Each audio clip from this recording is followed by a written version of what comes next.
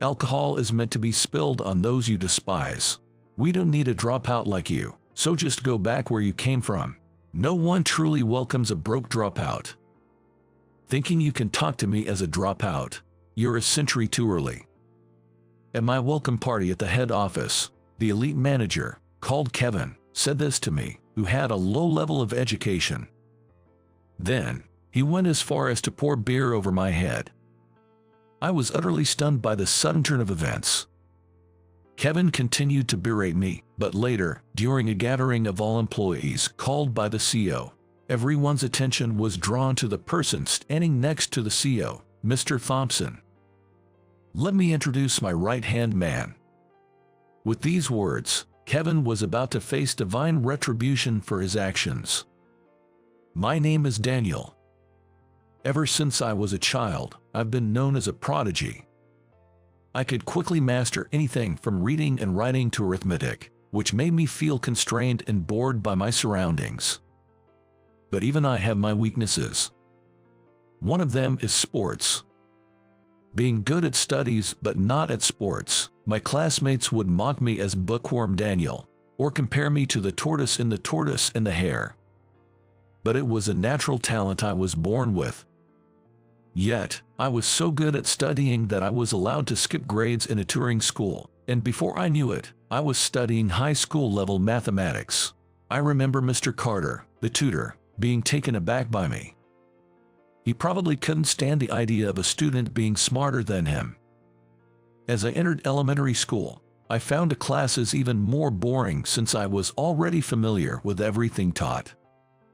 Feeling like I was hearing the same thing over and over, I would audaciously sleep during class, which even got me scolded by my teacher, Mr. Smith. Daniel is such a weirdo. Even when we talk about games, he's not interested because he's such a model student. It feels like he's sneering at me. I don't want anything to do with him. I had no interest in the whispered rumors of my classmates. I couldn't connect with my classmates and would always be reading challenging books at my desk. Often, when I tried to talk about things I was interested in, no one would listen, so I kept my distance from people. Being naturally shy, I gradually closed myself off and eventually stopped going to school altogether. I spent my days studying at home or advancing through grades at the tutoring school. Feeling an emptiness inside, as if something was missing, this continued even as I moved on to middle school. That guy's been a no-show since elementary school. He doesn't talk much, does he? Unable to fit in with my new classmates and not knowing how to, I reluctantly went to middle school for my parents' sake, but eventually, I stopped going altogether. Instead, I started spending my days reading books at the public library. You're here reading every day, aren't you? Aren't you supposed to be at school? I can go because I don't fit in. That must be tough. The library staff, recognizing me as a regular, expressed their concern for me. I was very grateful for that.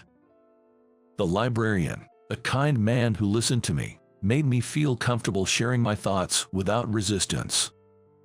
He would laugh heartily and say, "Well, it's not unusual for young people to go through various things. Just do what you want to do," treating me without judgment and allowing me to frequent the library.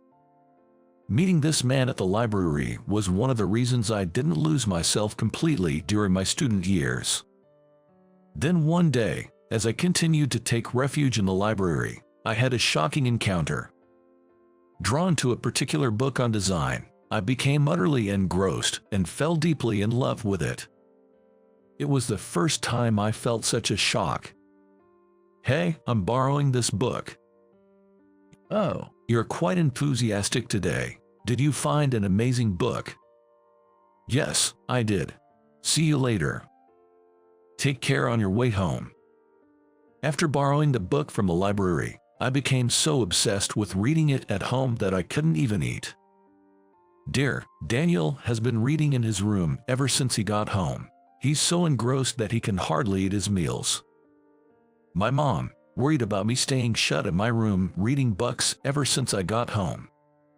She mentioned this to my dad, who had just returned from work, and he seemed amused by it. offering a small smile.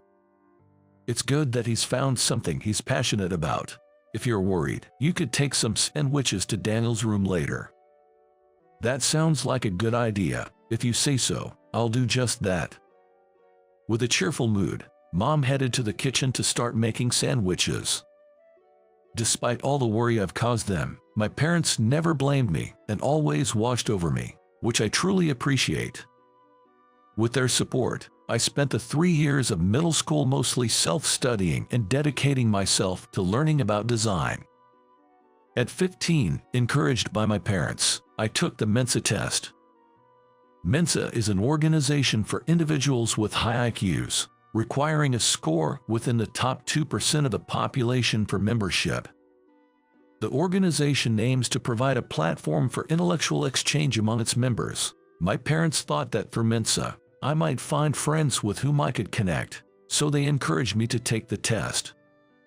And as expected, I passed on my first try. I was truly grateful to my parents for trying to find a place where I belonged. Among the events organized by Mensa members, such as gaming competitions, quiz contests, and barbecues, which were easy for middle schoolers to participate in, I gradually began to make friends with whom I could engage in conversation. It felt like my closed heart was beginning to open up once again. "My name's Alex. Nice to meet you." Among them, I hit it off with Alex, a man in his 20s, who treated me like a brother. "Why did you join Mensa?" "I couldn't fit in at school, so my parents suggested I try Mensa."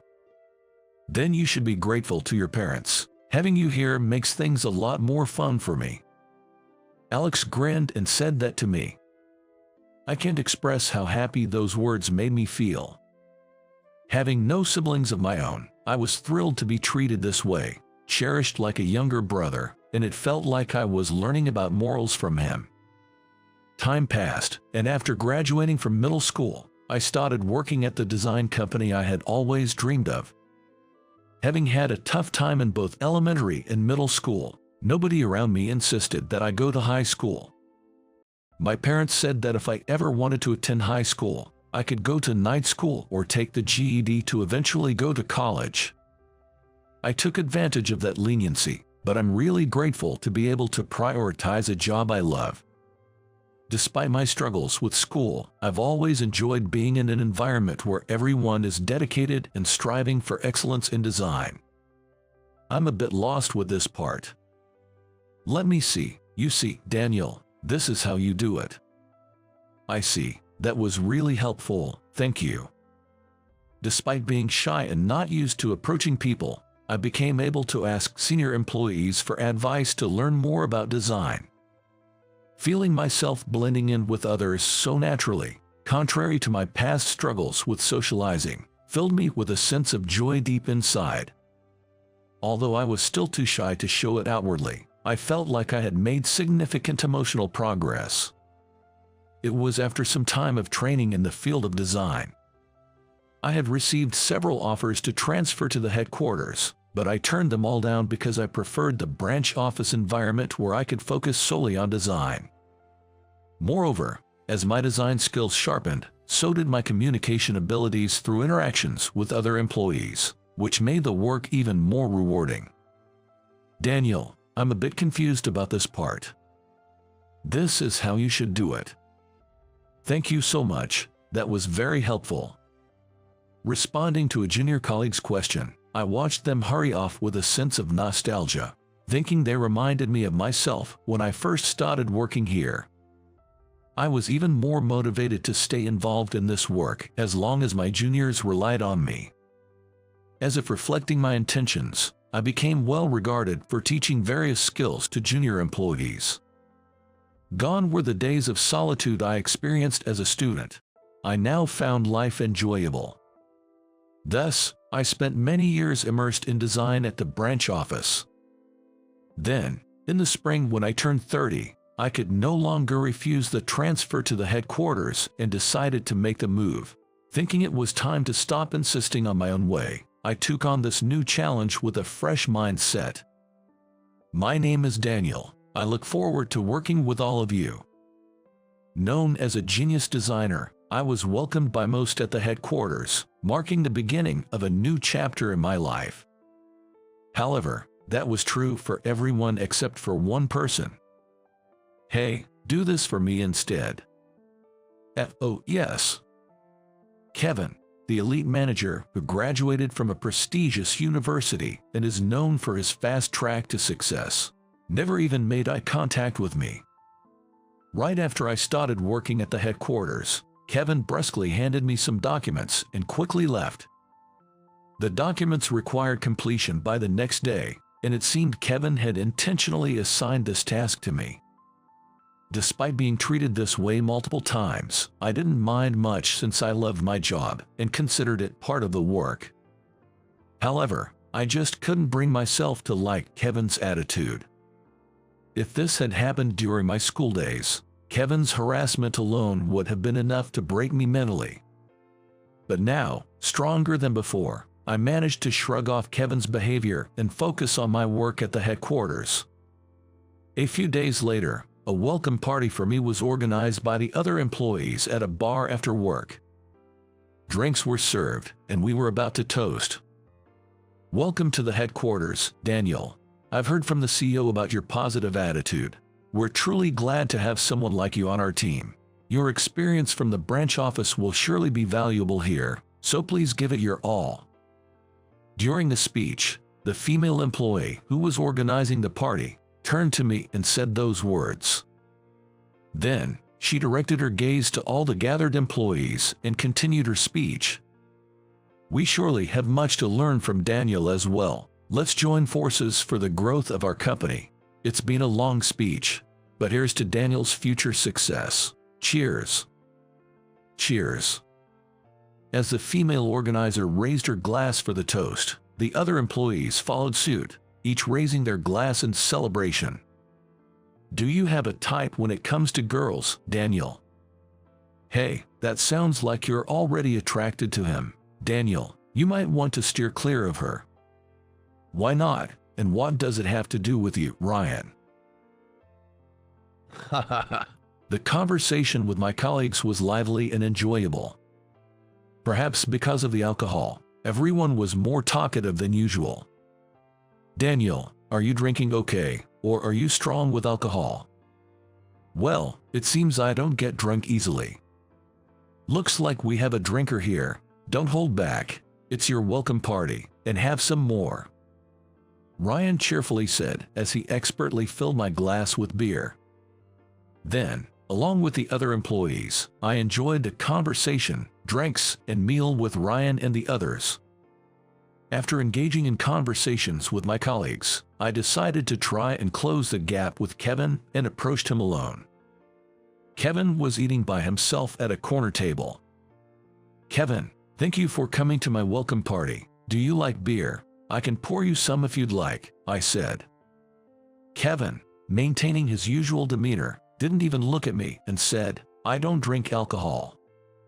But wanting to build a rapport with Kevin, I persisted. "Then, I'll take the alcohol away. I'd like to talk with you, if that's okay." He rebuffed me, saying, "There's nothing I want to talk about with a dropout like you." But then, something Kevin said caught my attention. How did he know I was a high school dropout? I had never shared such information. Kevin, insistent on not speaking to me because of my educational background, seemed to have looked into my personal history. While I was disappointed by Kevin's unwillingness to talk, I was about to leave when something unexpected happened. "Instead, this is what I do with alcohol," Kevin said. Then, picking up a glass filled with beer from nearby, he poured it over my head. Stunned by the sudden act, I couldn't process what had just happened. Looking at Kevin, he was smirking at me. It appeared he had intentionally poured the drink over me. Alcohol is meant to be poured on those you dislike. We don't need a high school dropout here, so just go back home. No one really welcomes a poor dropout like you. As the beer dripped onto the floor, I was dumbfounded by Kevin's words. Kevin seemed to think I was poor and couldn't afford high school. The other employees, married and drunk, were oblivious to our exchange. As Kevin continued to berate me, I became increasingly aware of his insults and almost shouted back. But I held back. Reacting that way would only ruin the welcome party that everyone had put so much effort into. Deciding to distance myself from Kevin, I silently slipped out of the welcome party and made my way home. Thinking I could just come up with some excuse if anyone asked, I left the bar. "Hey, isn't that Daniel?" I was startled by a familiar voice and turned to see CEO, whom I had met for Mensa and had kindly offered me a job at his company, standing outside the bar. Alex. Actually, the CEO was Alex, whom I met for Mensa. Alex pulled me into his company when I didn't want to go to high school, which is why I am here today. But I was just denied that by Kevin. Remembering what Kevin had just done, I felt downcast. Alex looked alarmed to see me drenched in alcohol. "Is that alcohol? What on earth are you doing pouring alcohol over yourself? What about your welcome party?" "The party is still going on inside. The alcohol, well, I had a little mishap, so I thought I'd go change my shirt. Haha." I inadvertently dodged the question and forced a grin. However, Alex gave me a long, doubtful look. Then he let out a huge sigh. "You're really bad at lying. Would you mind telling me what happened?" This time, he smiled kindly. Moved by his kindness that remained unchanged even after our relationship became that of a boss and an employee, I almost burst into tears. I explained everything to him, who then suggested I head home for the day. The next day, at the company meeting, Alex introduced me to all the employees, saying, "Let me introduce my right-hand man." After that, he explained that the reason he transferred me to the headquarters was to prepare me to take over as CEO. He mentioned that I had superior design skills compared to any other employee, and that my communication skills were also up to par, emphasizing that I was the ideal person to lead the company. Alex himself had become interested in venturing into different industries, so he decided to entrust the company to someone like me. Hearing Alex express these thoughts, I felt something welling up inside me as I listened by his side. "I want everyone to understand this. If anyone has any objections, please speak to me," he said. "I'm in favor." Without missing a beat, Ryan, who I had a deep conversation with at the bar yesterday, raised his hand to speak. Ryan continued speaking without hesitation. "My sister works at the branch office, and she told me how much help she received from Daniel. I had the chance to see firsthand what kind of person Daniel is at the drinking party yesterday. I have no objections." Ryan: Me too. He's been so proactive. It's hard to believe he just transferred here, and it's a bit hard to say, but Daniel was even taking on tasks from others without complaining. I would have complained if it were me, but I admired him for that. It's difficult to say who was making those tasks difficult for him," a female employee said, glancing subtly at someone. Everyone's gaze turned in unison to where she looked. At the focal point of all the gathered glances was Kevin. Realizing what was implied, he gave an awkward cough, trying to deflect the situation. Alex sighed, seemingly disappointed. "It looks like there are no objections then. Let's conclude this discussion. Thank you, everyone, and please continue to support Daniel," he said. "Thank you all for your acceptance. I will continue to do my best, so I ask for your continued support." A round of hearty applause was given to me as I greeted them, and I was deeply moved. I was grateful for the support of my colleagues and Alex's help. Could Daniel and Kevin come to my office now? Yes. After the meeting ended, Kevin and I were called into the CEO's office. I responded clearly, but Kevin appeared somewhat sheepish. It was as if he already knew what Alex was about to say. Seriously, he poured alcohol on Daniel yesterday. It's quite something to do such a thing at a welcome party. Didn't he know that Daniel was an acquaintance of Alex? I heard he made fun of Daniel for not attending high school, but to harass someone known to Alex like that. He probably didn't know. That's why he was able to harass him. He was prejudiced against us based on our education too, so he deserved it. He's definitely getting fired. As we moved to the CEO's office with Alex, I could hear the whispers of female employees looking at Kevin. Reacting to that, Kevin, sweating profusely, had already turned pale. I've heard about yesterday. You know what I'm talking about, don't you, Kevin? As soon as we arrived in the CEO's office, Alex, with a stern expression, broached the subject. Kevin, turning even paler than pale, immediately apologized, which surprised me with his sudden change of demeanor. Despite how he was with me, seeing Kevin act this way in front of Alex made me take a step back in surprise. I heard he was a dropout. Kevin stammered, trying to make an excuse, but his words were so jumbled it was hard to understand. He seemed like a completely different person from the usual Kevin. To see Kevin so subdued, I realized how intimidating Alex could be when angry. I had never seen him angry before, even though I knew him, so I was even more surprised. Kevin, I've heard that you've always judged people on their education. What does his not going to college have to do with his job performance? To entrust the company to a dropout.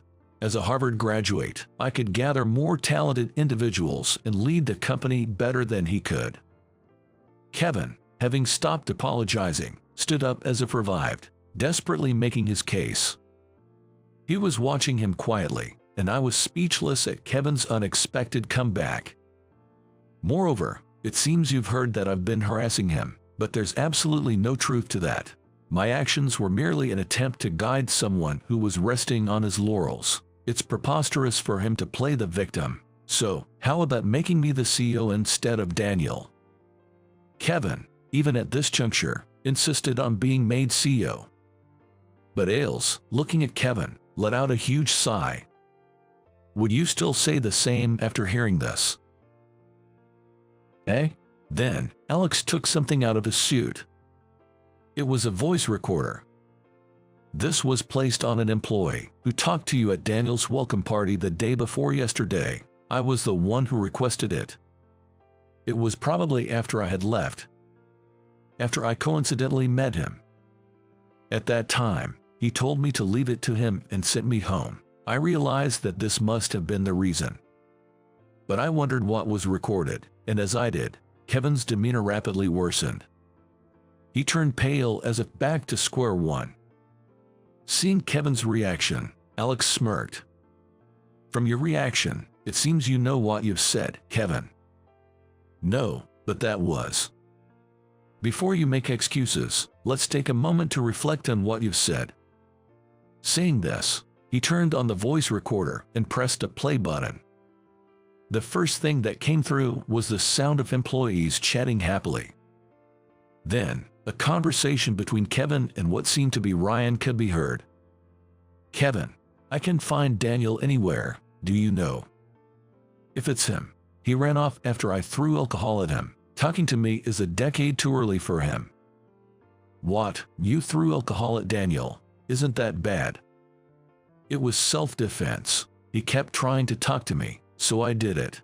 Despite him always dumping his work on me, he still came smiling, which annoyed me even more. Oh, and don't bother telling the CEO I harassed Daniel. No evidence will come out. I'll keep that in mind. The conversation, oblivious to being recorded, showed Kevin talking and Ryan hurriedly leaving. After playing the entire recording made by Ryan, Alex turned off the voice recorder. That's the entirety of what you said at the welcome party. If we get the surveillance footage from the bar, we'll also see you pouring alcohol on Daniel. I'd like to settle this amicably, Kevin, before going to the police. I'm sorry. Kevin, perhaps no longer feeling up to arguing under Alex's intimidating presence, apologized again, seemingly resigned. However, when he sharply reprimanded him with "You're apologizing to the wrong person," Kevin then turned to apologize to me. "I'm sorry, Daniel," he said. Although I wished he had simply apologized from the start without making excuses, I felt somewhat sorry for Kevin and chose not to say anything more. But what Kevin had done was unforgivable. You claimed you could recruit more talented individuals than Daniel, but I disagree. Would truly talented individuals follow someone who judges others based on their educational background? Is it right for a superior to claim they're providing tough love while actually harassing others? I certainly don't think so. I would resign immediately from any company that harbors such individuals. Daniel has merely endured your harassment. You're absolutely right. As the CEO, I must take immediate action if I become aware of such harassment. Don't expect to advance in this company if you judge people by their education. Alex spoke these final words with a stern voice to Kevin. Kevin was left with no recourse but to hang his head. Soon after, Kevin was demoted to a regular employee at a regional branch. In fact, Alex was gifted. Being gifted means having innate abilities significantly higher than those of one's peers in certain areas, such as academics, arts, creativity, or language skills. Alex excelled particularly in mathematics and, like me, struggled to fit in during his early years. Despite being smart, he was ostracized by his peers and found classes uninteresting. The design company we have now was actually founded by him during his college years. He said that running the company allowed him to fully express his abilities for the first time, giving him a real sense of purpose. He invited me to his company partly because he saw his younger self in my isolation. That's why I couldn't just leave you alone. I'm truly sorry for the trouble Kevin caused you. No, it's not your fault, and please stop. It's not right for a boss to apologize to his subordinate. A few days later, when he came to check on me, we continued to work as usual, and he apologized for Kevin's behavior. I hurriedly stopped him. Kevin was my subordinate, and he caused you a lot of trouble. Besides, I will not be the CEO anymore. Could you keep in touch with me like before? Alex. Alex said this with a hint of loneliness. As we used to be close friends in Mensa, and it felt like reclaiming that. I'm counting on you to take good care of the company, Daniel. Alex smiled warmly, reminiscing. I successfully took over the presidency of the design company from Alex. Just as Alex found freedom to express his talents after starting the company, I too remember how meeting Alex made my life more enjoyable, as if it were just yesterday. The happiness of being in an environment where I didn't have to hide my talents and wasn't ostracized gave me a sense of purpose. Being gifted myself, meeting Alex made the world seem more enjoyable. Alex is now setting up a marketing company. Both of us are thriving, fully utilizing our talents. I continued to work as the CEO, occasionally involving myself in design work, and the company's performance was excellent. It was unimaginable in the past, but I now exchange business cards and network with various people at president's meetings. The employees also supported me. When Kevin was around, I was greatly indebted to everyone, so I felt even more grateful. And I am thankful not only to Alex, who brought a turning point to my introverted self, but also to Mensa. I occasionally host events for members, offering advice and networking opportunities to those who, like my younger self, face similar challenges. Having talent is great, but I strongly believe in the importance of also cultivating one's character. This guy's a total fool, an ex-gang member. At the mixer, a former classmate of mine laughed mockingly as he said that about me. Because of him, my high school days were miserable. Even now, he speaks ill of me, boasting about how much better he is. Amidst all this. Perhaps you don't know. Huh? One of the promotional models attending the event said that to my former classmate. Although he looked puzzled by her words, she ignored it and smiled at me. Everyone has noticed. Shortly after, when she revealed my true identity, my former classmate was utterly astonished. And thus, the tables were turned between my former classmate and me. I am Cameron. I'm not even close to having a significant other. I'm a single man with almost no experience in romance. Ever since I was a child, I've had a fondness for vehicles like cars and motorcycles. Cameron, what do you want this year? I want a motorcycle. You really do love vehicles, Cameron. For birthdays and Christmas, I always asked for famous vehicle toys. And I had a particular favorite one that I always carried in my backpack and played with daily. Alright, this year let's splurge a bit and get you one you can actually ride. Yay!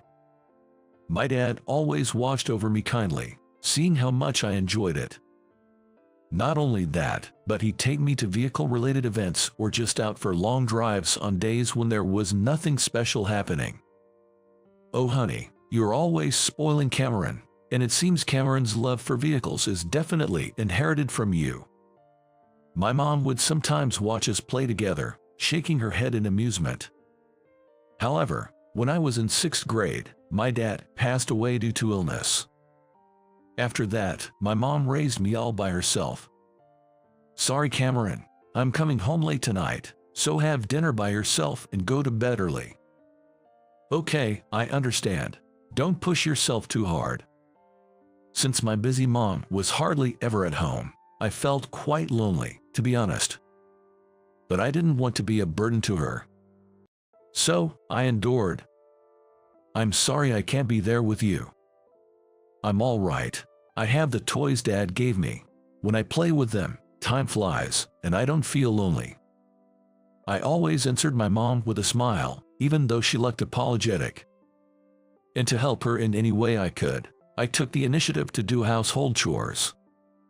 I'm going to help out at Tyler's shop today. Just leave the dishes at the usual place. I'll take care of them all when I get back. Thank you, Cameron. In addition, I helped with newspaper delivery and assisted at my relative Tyler's shop, doing my best to support our household finances. Our relatives, aware of our situation, also lent a hand in various ways. Here's some pocket money for you, Cameron. Take it. Really? Are you sure? Yes. Use it to treat your mom to something nice. They would give me a little extra pocket money or spare household supplies, saying they had extra. George and Helen, an elderly couple living nearby, also doted on me, sharing their extra meals and snacks. Thank you always. No problem. George always looks forward to you delivering the newspaper every day. They watched over our family warmly. And thanks to my mom working from dawn till dusk every day, I was able to advance to high school without any issues. I truly can thank the people around me enough. Whenever I express my gratitude, everyone tells me that seeing me grow up healthy and happy is the best repayment. Though I couldn't afford luxuries until middle school, I lived happily every day. Hey, Cameron, there's talk of us all going to see a movie next time. Would you like to go? Sorry, I'm happy you invited me, but I have to go to work. As a high school student, I became even more consumed by part-time jobs. To earn money for living expenses, I didn't join any clubs and sacrifice my hobbies to work. Honestly, I wanted to hang out with friends and experience youth club activities. Yet, the image of my mom working hard for me always came to mind. I prioritized work to lighten her burden just a bit. But on my 16th birthday, here you go, it's ready. Jess, I've been looking forward to this all year.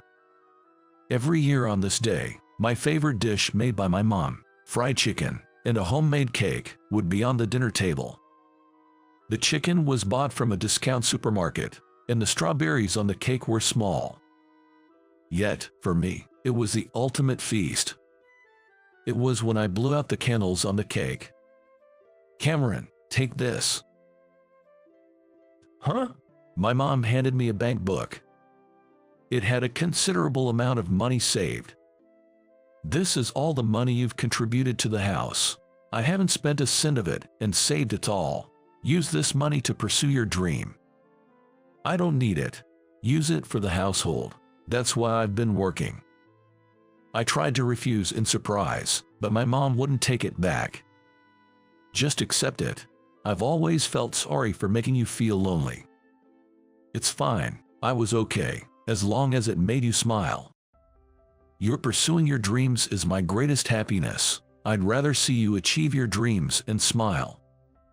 With that, my mom insisted on giving me the bank book. Moved by her words, I ended up crying and accepting the money. After that, I got my motorcycle license to chase my dream. Being able to ride a motorcycle expanded my job options. This led me to work even harder than before. You've been busy lately. Don't overdo it. I shouldn't be hearing that from you. Besides, I enjoy the work so much I can't help it, so I'm fine. My mom looked worried as my work hours increased, but I shrugged it off with a smile. I wasn't lying. Having a new goal of fulfilling my dream gave me more motivation than ever. Plus, riding my bike, the wind blowing past me seemed to carry away all my fatigue. Hey, Cameron, you're done for the day, right? Here, some refreshments. Thank you. One day after work, I was chatting with Alex and Dylan, two of my colleagues, in front of the store. They were seniors who always looked out for me, and I respected them both. It was when I came out of the store that I saw those two, Alex and Dylan, sitting on their bikes and chatting away happily. They came up to me and gave me a drink. Alex and Dylan, both college students, dressed in flashy styles like tattoos and earrings, might look like delinquents at first glance. However, these two are impressive individuals, despite being college students. They are entrepreneurial college students who run their own apparel brand. That's why I was so engrossed in their stories. Is that Cameron, despite being poor? I didn't realize that my classmate Kevin, who was on his way home from school, was watching me. The next morning, I entered the classroom as usual. Ah, he's here. Isn't that bad? What's that? Suddenly, for some reason, my classmates were glancing back and forth between me and the blackboard. And when I looked at the blackboard, there was a photo of me talking to those two college students. Furthermore, it was boldly written, "Scoop. Cameron is a gang member. What's this all about?" I was stunned and muttered to myself, "Cameron hangs out with bad crowds. He's a gangster." Kevin shouted that. I was momentarily taken aback by that, but I quickly retorted, "That's not true. Those people aren't gangsters. This photo is the evidence. Sure, they might look like delinquents, but this alone isn't proof that they are gangsters." No matter how much I tried to explain, Kevin wouldn't listen to me. Eventually, a teacher who heard the commotion separated us, and both of us were called in after school. There, I received a stern warning for hanging out with bad influences around 10 p.m. However, the teachers knew my circumstances, so I didn't face any disciplinary actions. Is that rumor true? I don't know, but I don't want to hang out with someone with such rumors. After that, I became the subject of rumors, and my classmates started avoiding me. From then on, I was ostracized by my classmates. Nobody wants to be involved with a gangster. Kevin, who was supposed to be called in as well, started making sarcastic remarks. In such circumstances, I spent most of my time in high school without talking to anyone and graduated. Honestly, I considered dropping out at one point, but for my mother, who worked hard to get me into high school, I wanted to at least graduate. No memories at all. On the day of the graduation ceremony, while I was relieved that I would no longer be looked at with disdain, I felt sad that I didn't make any fun memories with friends over the 3 years. Let's move on. I still have my goals of repaying my mother and achieving my dreams. Saying that, I turned my back on my classmates, who were reluctant to part ways, and started walking. Before I knew it, 10 years had passed since my high school graduation. Thanks to my hard work over these 10 years, My job was going well, and I could finally make my mother comfortable. "Hey, Cameron, are you free this weekend?" "You must be, right?" Suddenly, "What's up, Ryan? Don't make me sound like I have nothing to do, but yeah, I'm free." One day, my work colleague Ryan, in a cheerful mood, approached me. I didn't make friends in high school, but now I have a friend who could be called my partner. That's Ryan. He's a bit flashy, but I trust him more than anyone because he's skilled. "Let's go to a mixer next time." "A mixer? No, I'm good." "Don't say that. Besides, it's definitely going to be fun if you come." Initially reluctant, I was persuaded by Ryan to participate as an additional number. Ryan set it up, and all the women apparently work in the same field. The men's side included me, Ryan, and Ryan's college friend Nick. Also, someone Nick knows from work.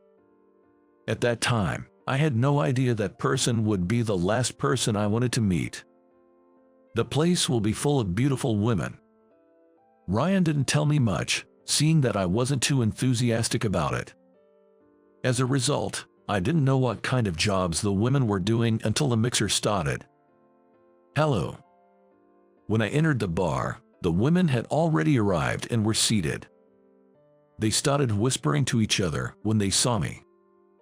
I was puzzled by this one. "Hello, wow, they are all so beautiful." I heard an annoying voice. Turning around, I saw Kevin. "Are you, by any chance, Cameron?" "I knew it, it's you, Kevin." Kevin also seemed to have noticed me and was smirking. Just as I was thinking about leaving, the last member arrived, and I completely lost my chance to leave. After the toast, the self-introductions began. "My name is Kevin. I run an IT company." Kevin greeted confidently. So, Kevin became a CEO. Come to think of it, we haven't known anything about each other since graduating high school. Even though we used to know everything. "Hi, I'm Cameron. I work with motorcycles." As I introduced myself, the women seemed excited, as if saying, "I knew it."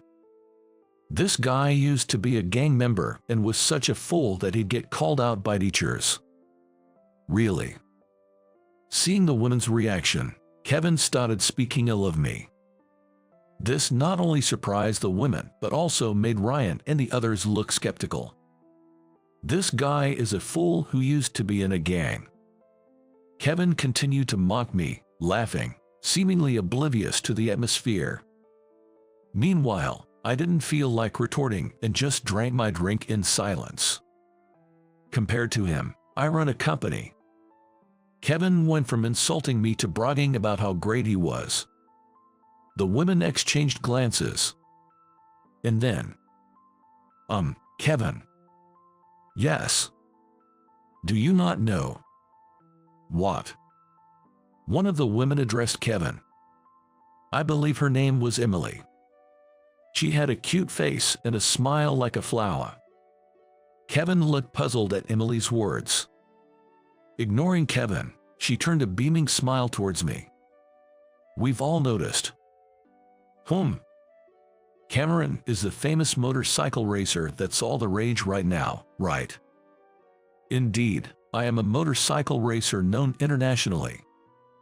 And the women were promotional models.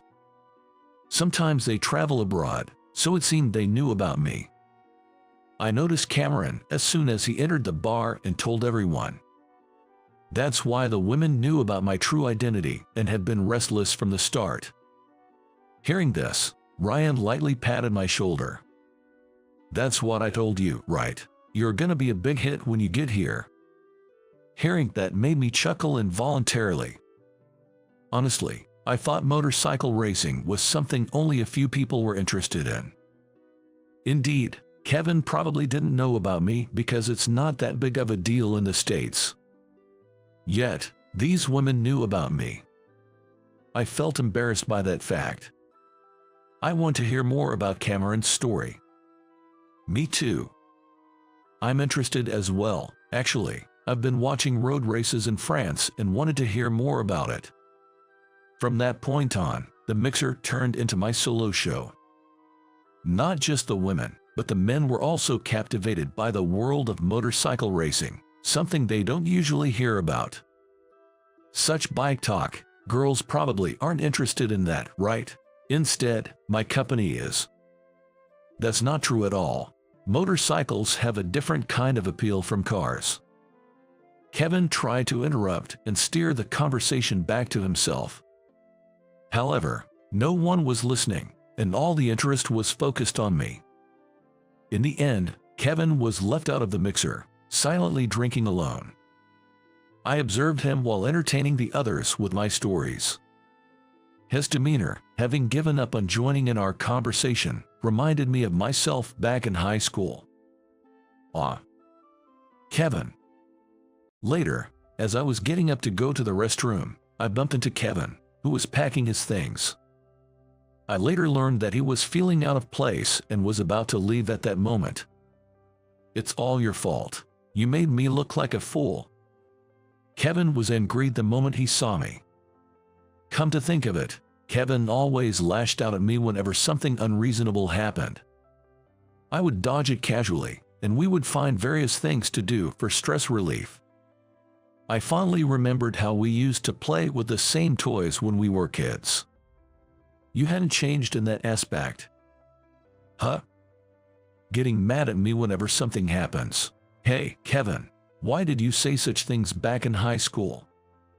Kevin's expression twisted at my words. And then, why do you always get to do what you love? He murmured that. Upon further conversation, it turned out he was jealous of me. We used to be the same in everything when we were kids. Actually, Kevin and I were childhood friends who had been together from kindergarten through high school. Cameron, look, I got one too. Wow, that's awesome. Let's play together. Okay. Kevin loved vehicles, especially motorcycles, and we used to play with toy bikes together. Remembering that, I decided to talk to Kevin. I actually wanted to become a racer too. Kevin said with a self-deprecating laugh. Indeed, he always used to say, "I'm going to be a racer, so you should too, Cameron. We'll become famous racers together." However, his parents told him, "Playing with motorcycle toys won't get you anywhere in life. You can't become one of those rare people. Stop dreaming and study hard to become an IT company CEO," and he was forced to give up his dream. Since then, I've just been walking the path laid out by my parents. And he started focusing on studying as his parents had told him. Gradually, Kevin became busy with lessons, and I started hustling to earn living expenses, and we naturally stopped playing together. I was always jealous of you for chasing your dreams, despite being poor. His words made me reminisce about the past. The time in high school, from when I got my motorcycle license until I was ostracized by my classmates. Did you really get your license? Yeah, I did. This brings me one step closer to my dream. That's amazing. Your dream was to become a motorcycle racer, right? Exactly. My dream is to become a motorcycle racer who competes internationally. I was talking with my classmates about getting my license and my future dreams. What kind of expression did Kevin have at that time? What kind of look was in his eyes as he listened to my story? Sorry, I didn't notice anything. Even though I was aware of your parents being overly controlling, I could have at least listened to you, but I did nothing. It can't be helped. You had your own difficulties. Besides, I'm the one at fault. Hearing what was in Kevin's heart, I decided to forgive his past actions. And so, we made peace with each other. I have a race coming up soon. Really? If you're interested, why don't you come watch the MotoGP, the premier class of road racing? When I invited him, he looked surprised but then nodded. After that, Kevin and I returned to our seats together. Instead of the tense atmosphere from before, we returned in a calm mood, and I could tell that Ryan and the others were relieved. Did you guys make up? Well, yes, but I'm interested in hearing about your experience too. Being a CEO must be tough, right? Yeah, it is. Managing a company is harder than I thought. Let me hear your story later, Cameron. I nodded with a smile at Kevin's words. 6 months later, I was competing in the MotoGP. In the audience were my mother and Kevin, who had come from the States to support me. I had received calls from both of them before the race. Good luck, we're cheering for you. I want to see your brave figure. Today, I definitely can't lose. Of course, Ryan, who is a race engineer, was also there supporting me at the forefront. I can't look pathetic in front of her. Well, yeah. When I looked towards the audience, I saw Emily there. In fact, after the mixer, I had exchanged contact information with her. I want to hear more about your story, Cameron. Me too, I want to talk more with you, Emily. During the mixer, she was the one who listened to my stories with a smile. And since she was the first to recognize me, I found myself drawn to her by the time the mixer ended. At that point, I only had 1 month left in the States. Still, we managed to go on dates, like dinners and movies, once a week. And on the day of my departure, Emily, I love you, it's going to be long distance, but would you date with me? I confessed my love to her when she came to see me official. I love you too, Cameron, so please let me be by your side. The confession was a success. I started dating Emily. And today, at the MotoGP, I'm definitely going to win. I want to show you my best. I'm looking forward to it, but don't get hurt, okay? Yeah, I understand. With that promise to Emily, whom I hadn't seen in a while, I took on the race. All the rivals were formidable. I gripped the motorcycle's handlebars tightly, took a deep breath, and focused. Amid the tense situation, what flashed through my mind was the sound of everyone's cheering. I used their voices as strength, keeping my concentration as I maneuvered the bike. And then, yes, I did it. I achieved the long-awaited victory. Looking towards the audience, I saw Emily, tears streaming down her face as she clapped. I directed my best smile towards her. Then, I stood at the top of the podium. I made a big victory pose towards my Father in heaven. I kept my promise, Dad. I felt as if my Father in heaven was praising me, saying, "Well done." After that, things were hectic for a while. With the victory, I was approached from all sides, and after returning home, there were non-stop requests for interviews on TV. Cameron is tired, so please wait until things settle down for interviews.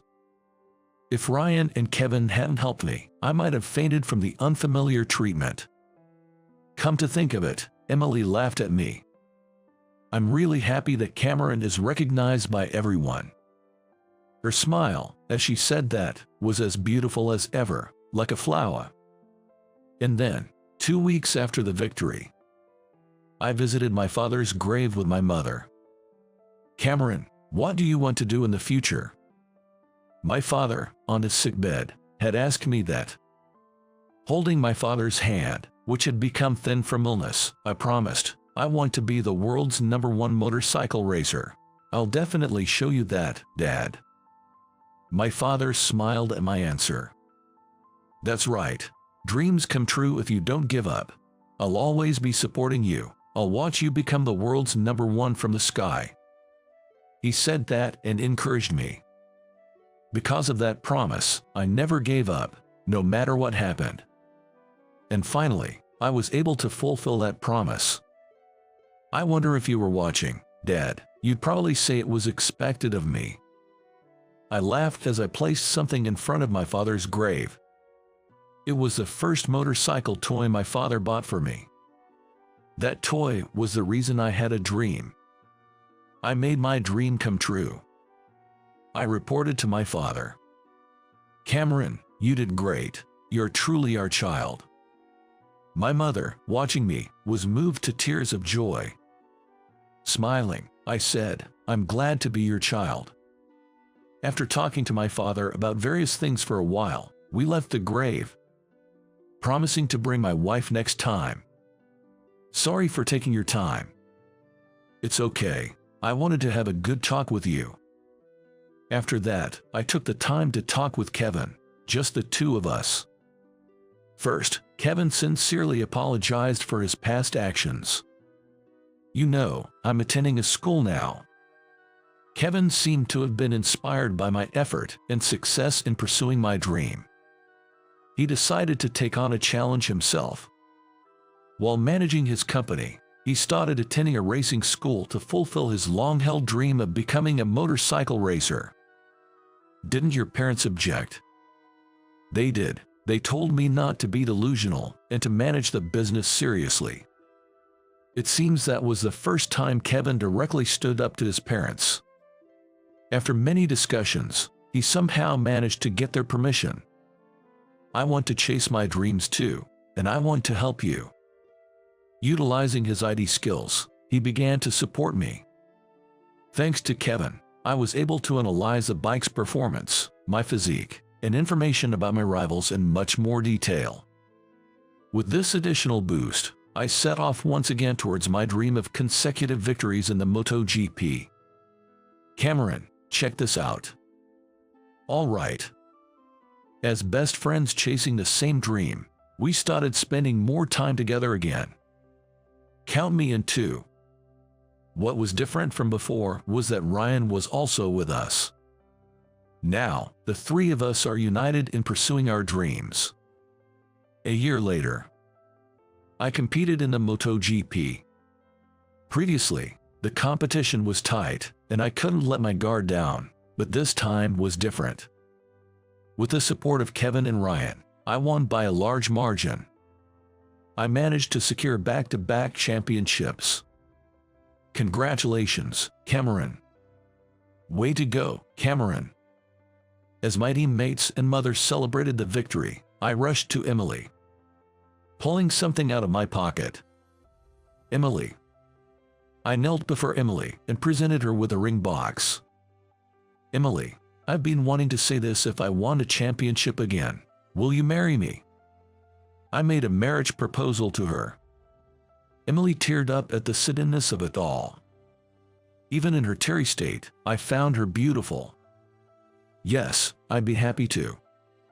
Amid the tense anticipation of those around us, Emily's response was affirmative. I couldn't help but embrace Emily tightly. "Congratulations, Cameron." "Congrats to both of you." Everyone celebrated both my victory and the successful proposal. Make her happy and make sure you're happy too. Kevin, now a close friend, was genuinely happy for me. He had recently competed in a race. While he didn't win right off the bat, he had a satisfied look on his face. 2 years later, Emily and I were blessed with a lovely baby boy.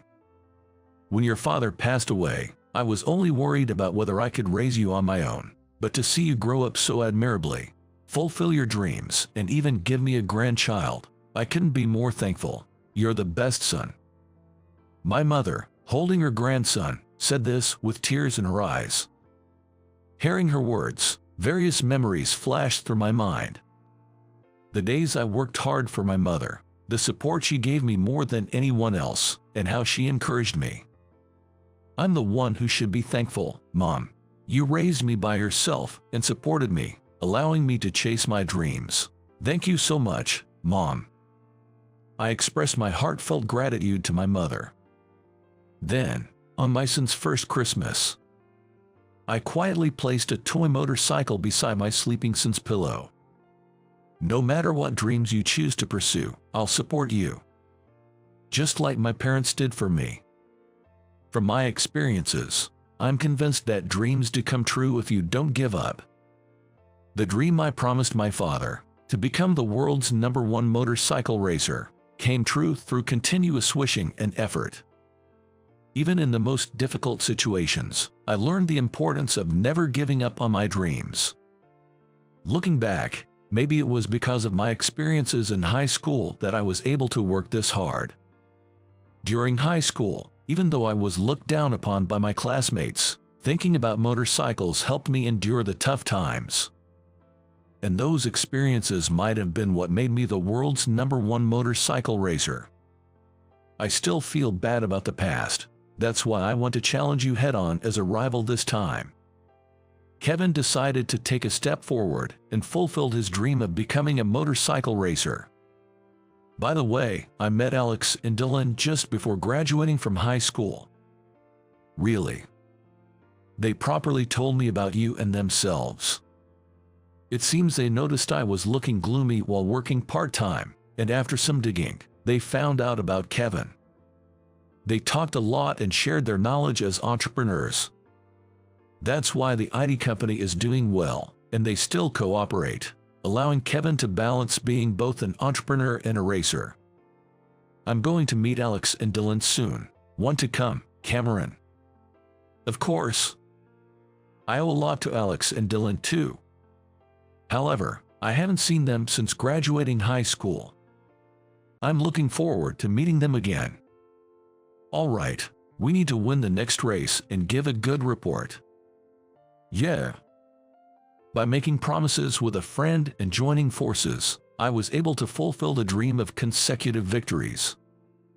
I believed that anyone can achieve their dreams with strong determination. And I vowed to continue chasing my dreams together with everyone who supports me. You, a poorly educated person, are not worthy of my son. Cut ties and leave the venue immediately. That's right, Michael is an elite. Someone like you has no business being involved with him. I can't believe you didn't even go to high school. I wonder why Michael invited someone like you to his big day. Oh, but since you're here, leave your gift at least. Not that it'll be much. Well then, I'll leave the gift here. Oh, and if we're cutting ties, I'll also cancel the account with a $150 million deposit at your bank. My name is Jason. This is what happened at my best friend Michael's wedding. Ever since I was young, I hated studying and always avoided it. My parents worried about me and tried various methods to spark my interest in learning, like educational drills with anime characters, riddle-like materials, and popular fun classes, but I rejected them all. Being full-time employees, my parents didn't have much time to oversee my studies and were at a loss. Though I was terrible at studying, I diligently did chores at home to help my often absent parents. Since elementary school, doing laundry and cleaning were not only my duties, but also my joy. It was fun to see the room getting cleaner, and being praised by my parents made me feel useful and happy. In middle school, I started cooking as well. Since my days in elementary school, I've been intrigued by cooking, starting with basics like pancakes and soup. Due to my parents' diligence, we had sufficient resources, allowing me to dive into my culinary interests by acquiring cookbooks and sourcing the necessary ingredients to experiment with various recipes. This sparked my enthusiasm for household tasks, making them more enjoyable. In particular, meat and potato stew became my signature dish. Initially, I used store-bought mixes, but my quest for improvement led me to experiment with various seasonings and prioritize ingredient quality. My commitment even resulted in receiving a pressure cooker as a birthday gift, enhancing my cooking tools. As exam season approached, despite my reluctance towards studying, I recognized the necessity to study to prevent failing. Therefore, my parents suggested, during exams, we can take care of the meals, maybe pick up some ready-made dishes or fast food. But my love for cooking far outweighed my interest in studying, so I said, leave the cooking to me, and even prepared make-ahead meals to freeze over the weekends. Seeing my dedication, my parents must have realized that academics weren't my strong suit and decided to let me focus on household chores as much as I wanted.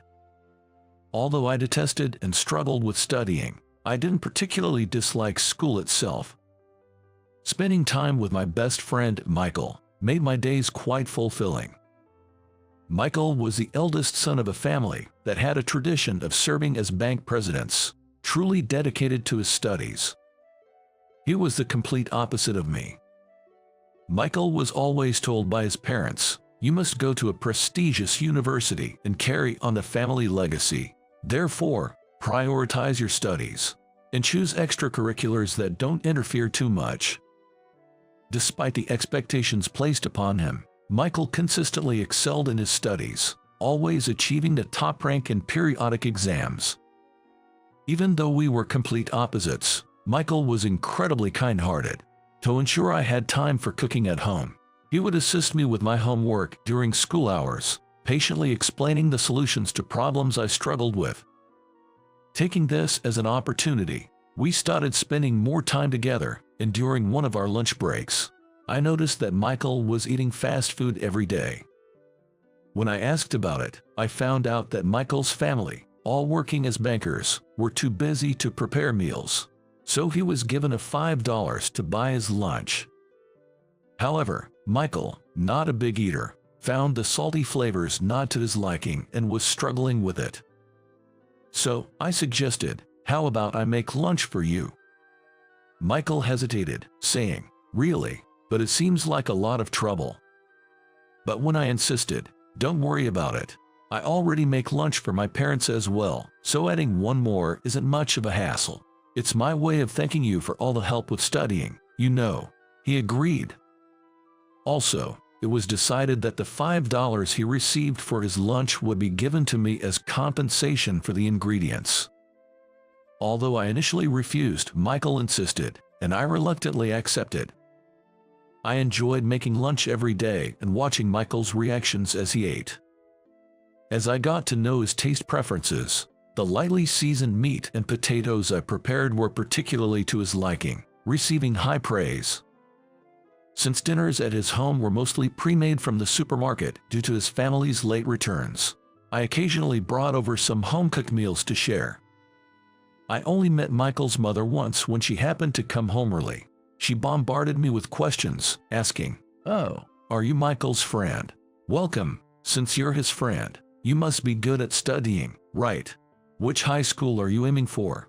When I honestly told her that I wasn't good at studying and hadn't thought about high school at all, she seemed displeased and muttered, "Why would he be friends with someone like him?" Seeing her like that, I thought to myself, what a scary lady. Just when Michael chimed in, "I've told you about him before. He's the one who makes lunch for me and sometimes brings dinner. Remember, Jason." Michael's mother then gave me a thorough once-over and said with a smile, "Well, thank you for that. It's indeed important to stay healthy, and I appreciate it. They say teaching also contributes to Michael's growth, so please continue to do so." But her eyes didn't smile, which was frightening. It seemed she knew about the daily lunches I prepared, and she seemed to appreciate that, but the intensity in her demeanor, as if saying, "Don't associate with someone who can't study," and the way she scrutinized me like she was scoring me, made me uncomfortable. I continued to make Michael's lunches until we graduated. And then, on graduation day, as Michael and I were saying our goodbyes, his mother approached us. "Hello, you're Jason, right? Thank you for the lunches all this time. By the way, have you decided on a high school yet?" she asked, somewhat condescendingly. I replied, "It was a tough decision, but I've decided not to pursue high school and to start working, even though I'm still inexperienced." Her face instantly turned stern, almost as if she was about to scold me. Feeling intimidated, Michael said, "Jason's future has nothing to do with you, Mom. Hey Jason, they're taking a class photo over there. Let's go." And he pulled me away. Michael went on to attend the top local high school as planned, and initially, under pressure from my parents and teacher, I intended to continue my studies. However, having never taken my studies seriously, I failed even my safety schools and, in a panic, applied to a private high school with a low entry requirement, which I got into.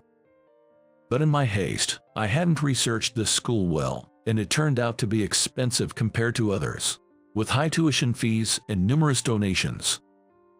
I didn't want to pay so much just to continue studying, something I hated, so I convinced my parents otherwise, although they could afford it and suggested it would be better for my future. I had made up my mind not to go. Seeing my determination, my parents gave up. And so, I entered the workforce right after middle school. For 15 years since then, I worked tirelessly. Unlike studying, I found joy in working hard and being useful to someone. It made me happy when customers thanked me, and it was a joy to be praised by my boss saying, "Well done." Even though there was overtime, it didn't feel tough at all. I was truly a workaholic. Even on my days off, if I heard there was a shift available, I would volunteer to work. I loved my job that much. One day, I received a wedding invitation from Michael. I was as happy as if it were my own celebration and immediately replied that I would attend. And then, on the wedding day, the venue was incredibly luxurious. There were massive bouquets, especially white roses, adorning each table. The wall decorations were intricate, evoking the grandeur of a medieval European ball. After entering high school, Michael progressed smoothly to a prestigious university and was reputed to be outstanding in college. I had heard rumors of his success even while working. Michael, with his inherent intelligence, made remarkable achievements as a banker and was recognized for his skills, taking over his father's position as the head of a local bank much earlier than planned, with his father becoming the chairman. This luxurious venue must be a testament to Michael's hard work.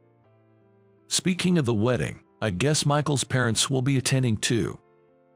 I remember back in middle school, when Michael's parents would insist he study constantly, even when he was sick and should have been resting. And I had the impression his mother didn't think highly of me. This is making me a bit uneasy. While I was thinking about this, right as I entered the venue, people who seemed to be Michael's parents noticed me and approached. "Are you Jason, Michael's friend from middle school?" Michael's father asked, somewhat intimidatingly. I hesitated before answering, "Yes."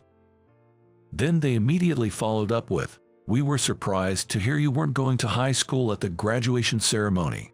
But what happened after that?" I responded, "As I've mentioned before, I've been working since graduating from middle school."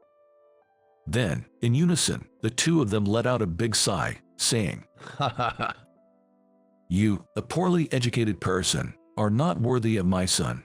Cut ties and leave the venue immediately." That's right. Michael is an elite among elites. A person like you, who's basically a failure as a person, shouldn't be associating with him. Really, to think you didn't go to high school. I wonder why Michael invited someone like you to such an important occasion. But since you are here, leave your wedding gift. It's not like it's going to be a significant amount anyway. I was at a loss for words at their outrageous remarks. But they were Michael's parents, after all.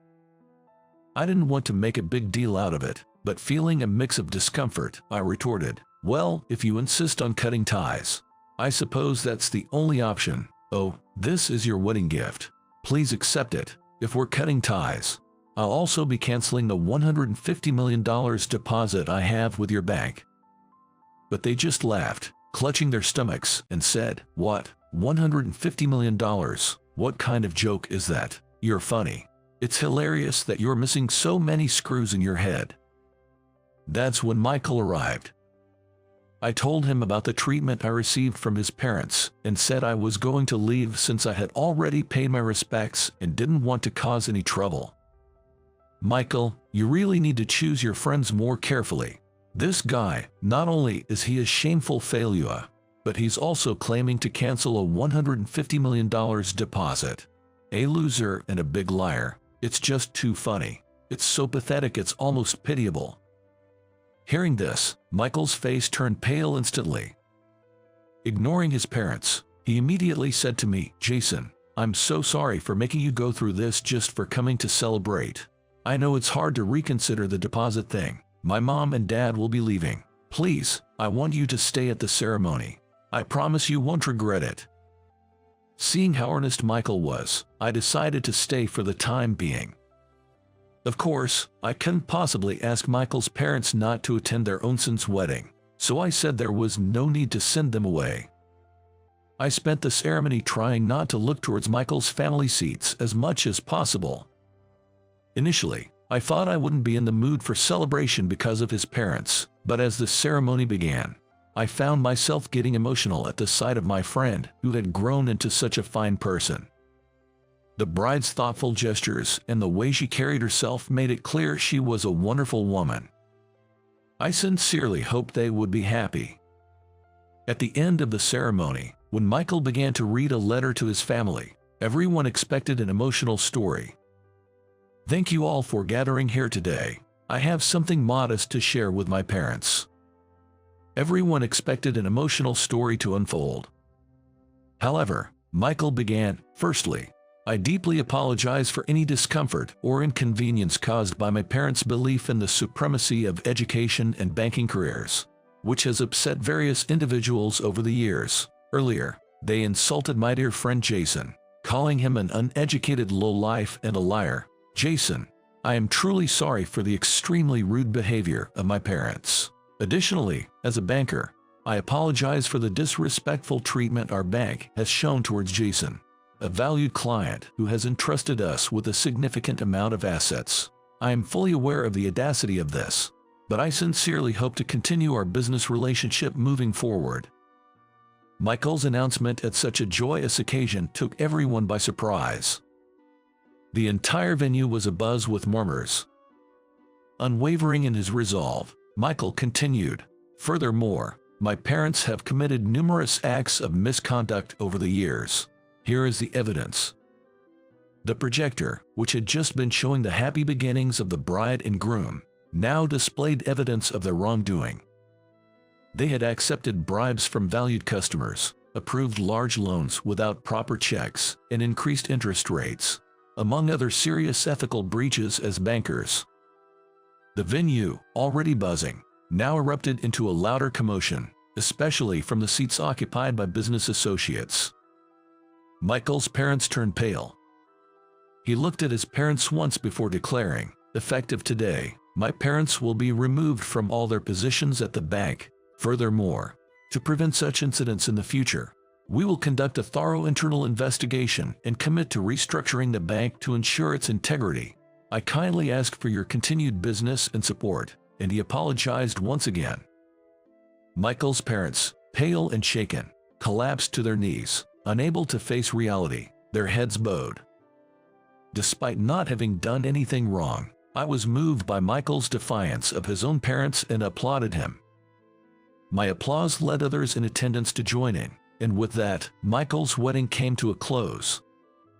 In fact, after graduating from middle school, I immediately sought to turn my passion for housework into a career and joined a housekeeping service company, where I worked for about 10 years.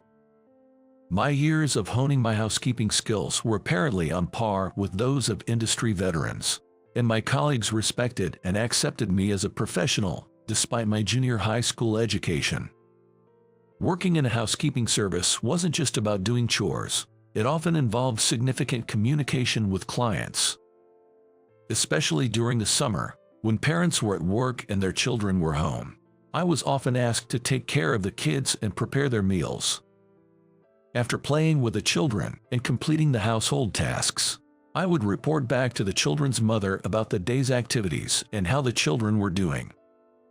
It was a bit embarrassing but very rewarding to be thanked for taking care of the children, on top of the housekeeping, by the clients. I loved the routine of working, communicating with clients, and being appreciated for my efforts. On days off from work, I enjoyed doing housework at my parents' home, making my hobby essentially my job. I had no girlfriend, so I saved up quite a bit of money, and after 10 years, I left the company to start my own housekeeping service. My boss, Alex, who had been very helpful, joked with me, saying, "Well, losing a talented person like you is a real blow. And to hear you're starting your own company. Looks like we'll have more competition," but he sent me off warmly. Starting my company was a challenge, especially since I knew nothing about management or accounting, but I was determined to learn everything necessary for my business, including bookkeeping, marketing, and law, often seeking help from my hired secretary. I was amazed at how my social experiences enabled me to grasp studies I couldn't during my childhood. I had a solid understanding of the housekeeping service industry from my previous job, so I created manuals to ensure even beginners could quickly start working. I also pondered over the training content, considering it might be beneficial to have a training facility. I loved listening to people, so even as a CEO, I made it a point to hear out every employee. In the beginning, when the company was just a small team of about 10 people, it felt like a family.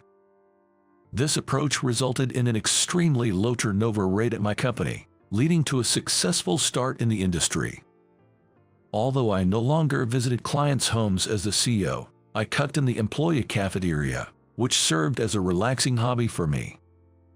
Initially, the employees were hesitant, but they soon came to love my cooking, proclaiming it the best and frequently using the cafeteria. Eventually, our service expanded beyond typical households to cater to affluent clients, and it seems that word of mouth spread our reputation. Suddenly, we saw a surge in wealthy customers. Moreover, we were introduced by ultra-wealthy clients to not only provide household services but also secure major contracts with nursing homes and care centers. This was the catalyst for my company's rapid growth. While not all funds were surplus, we managed to deposit $150 million in the company's name at Michael's Bank. In fact, when starting the company, my savings were insufficient, so I had sought a loan from Michael's Bank. I had asked Michael for a favor, citing our old acquaintance, but he conducted a thorough investigation. Eventually, we were deemed eligible for the loan, and I realized that it was Michael's sincerity and seriousness that allowed him to become a bank president at such a young age. Since the establishment, we've maintained a relationship, and now we are considered highly valued customers.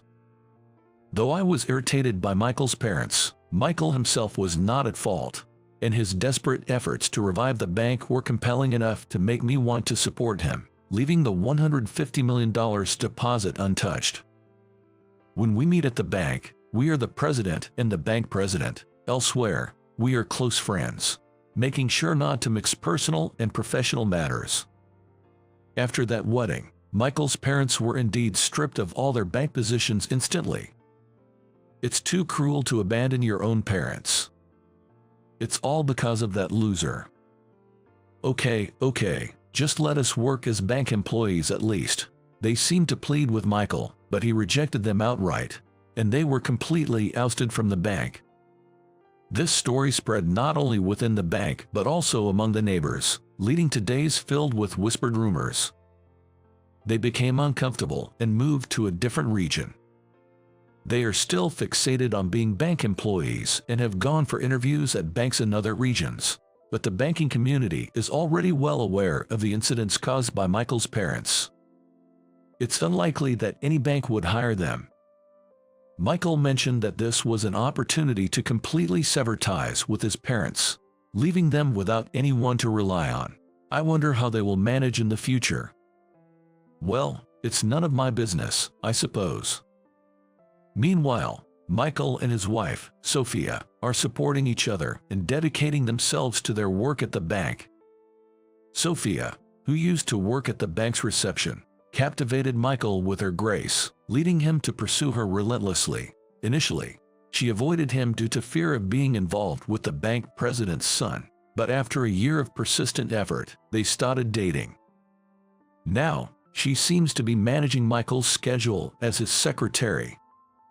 Being very beautiful, she often faces advances from business associates, so Michael keeps a watchful eye.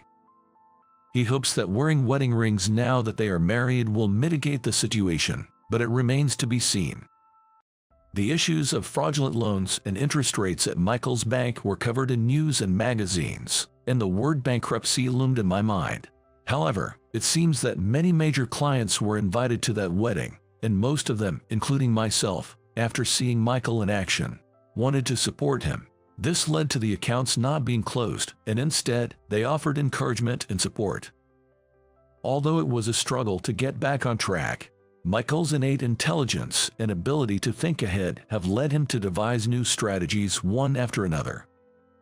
By cleaning up the bank, it seems that customer trust is actually on the rise, seeing the bank as more reliable now. I'm sure that with Michael at the helm, it won't take too long for the bank to recover. Several months have passed, and things have settled down quite a bit, so I've started visiting Michael's new home from time to time. Michael and his wife, Sophia, seem to struggle with household chores, so I often drop by saying, "Housekeeping service to the rescue," and help them out. It turns out they're regular users of the housekeeping service my company offers. I'm thankful they're such valued customers. Whenever I visit, I make sure to cook them one of my specialty dishes. At times like these, I usually go for beef stew. I'd skillfully chop potatoes and carrots into rough pieces, slice the onions, and cut the meat into bite-sized pieces. Just like that, I'd quietly proceed with the cooking. Michael seemed quite surprised watching me cook, perhaps because it was the first time he'd seen me in action. Sophia was also watching and said, "You're really efficient." Feeling a bit shy from the praise, but also a bit nervous because they were both watching me so intently, I somehow managed to finish making the beef stew. When I served the stew to them, Sophia was surprised by my cooking and said, "I've never had something this delicious before." Michael also complimented, "As always, delicious. This gentle flavor really hits the spot." Feeling happy that they enjoyed it, we had a great time during the meal. I suggested to Sophia, "Beef stew is quite versatile. You can turn the leftovers into curry or even croquettes. I made a bit too much, so feel free to try some variations tomorrow." Then Sophia said, "The original stew is so delicious. I'll try making it into curry since you've suggested." The other day, Sophia's sister, Mary, came over, so I cooked for her too. Mary watched me cook intently and then offered, "Let me help," and started cutting vegetables. It seems Mary, unlike her sister Sophia, has recently taken a keen interest in cooking and is really enjoying it. Mary and I stood side by side in the kitchen, savoring the meal we had just prepared. "It's incredibly delicious," she exclaimed, moved by the taste and begging me to teach her how to cook. "It's all thanks to your help," I responded. "I only chopped vegetables. I've only recently started cooking, so I can do basic things like cutting, boiling, and frying, but I just can't seem to get the seasoning right," she confessed. After much persuasion, she ended up coming over to my place to learn cooking. Despite being teased by my employees for my domestic skills, suggesting I'd make a good housewife, I had to remind myself that I am, after all, a man. "May I come over to your house?" Mary asked with puppy dog eyes, making me catch my breath, but I reminded myself it was just for cooking lessons. Catching a glimpse of Mary, I was taken aback by her soft, curled long hair and her glossy pink lips. I caught my breath again, but then scolded myself. What am I thinking? Get a grip. I quickly invited her over to my place and introduced her to the ingredients, seasonings, and cooking tools. Mary was diligently taking notes, and she looked incredibly charming.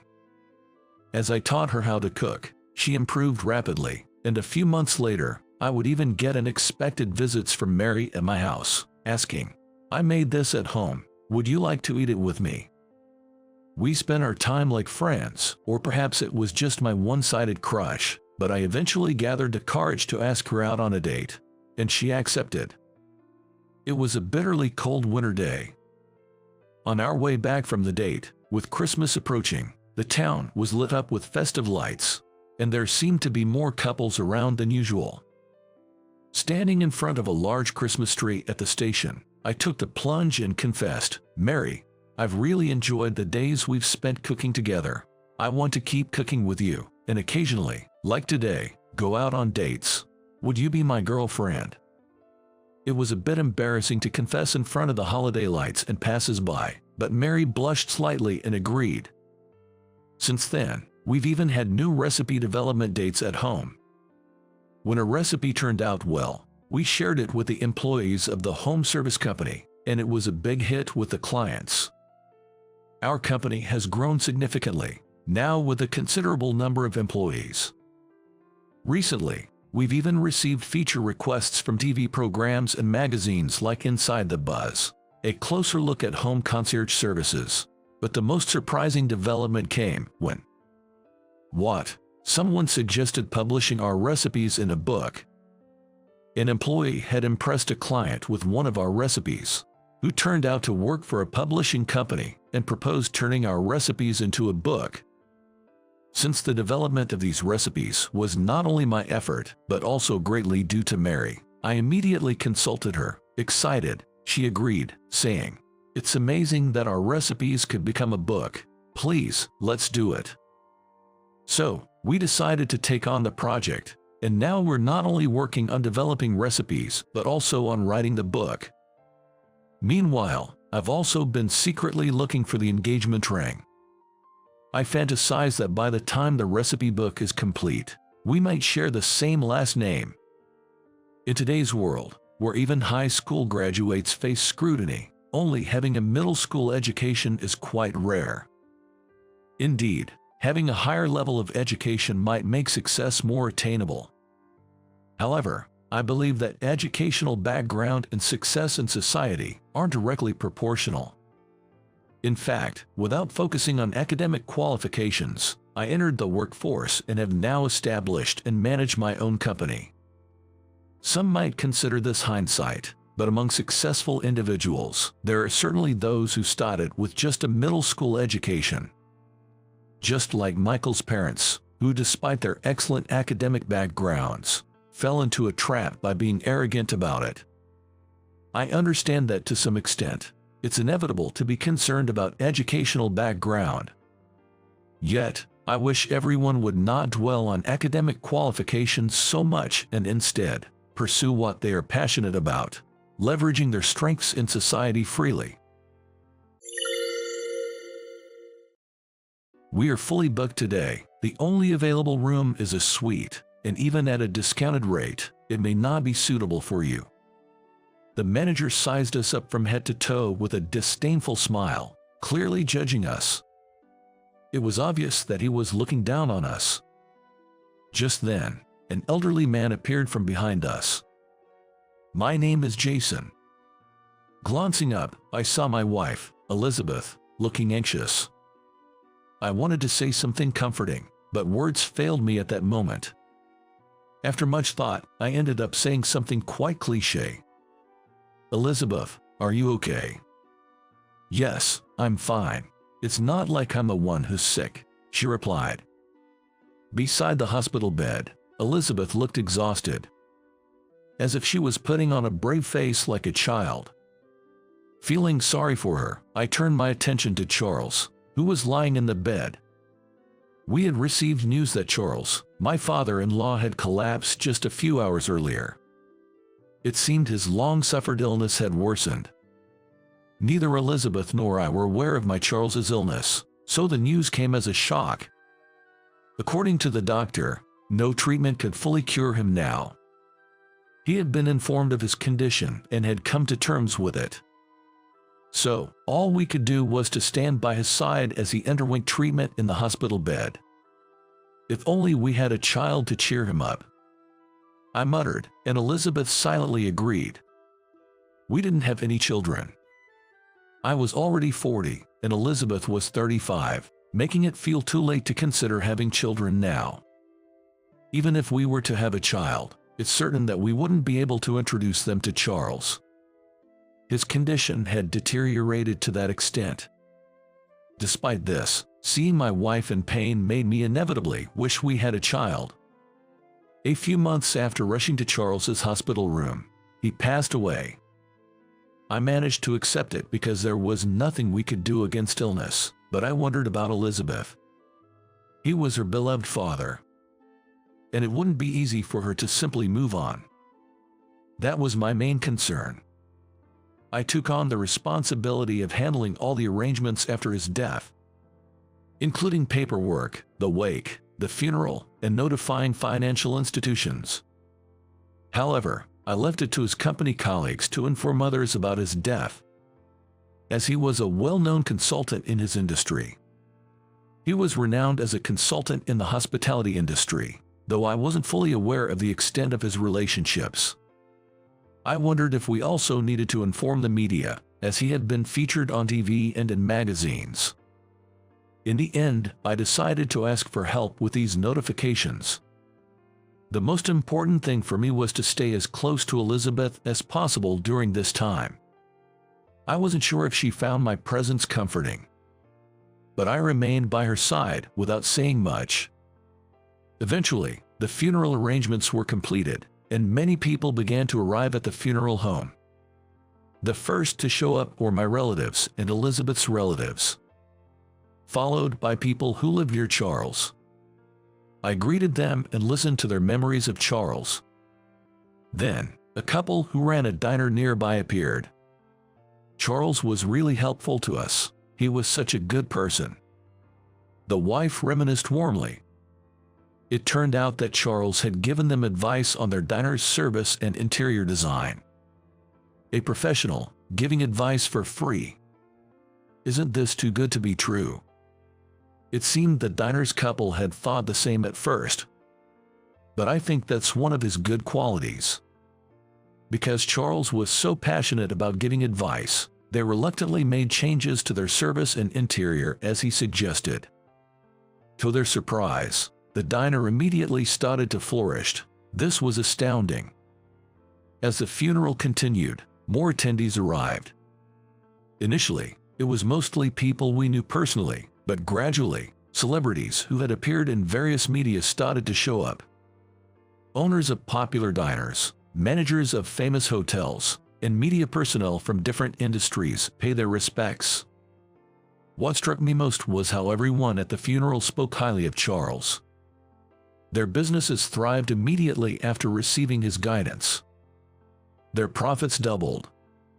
They were saved by Charles. All attendees, one after another, shared such stories in front of his spirit, paying their respects. It seems he enjoyed helping others more than I thought. Watching the attendees, I gained a renewed respect for Charles. Everyone genuinely praised him, and not a single person had anything bad to say.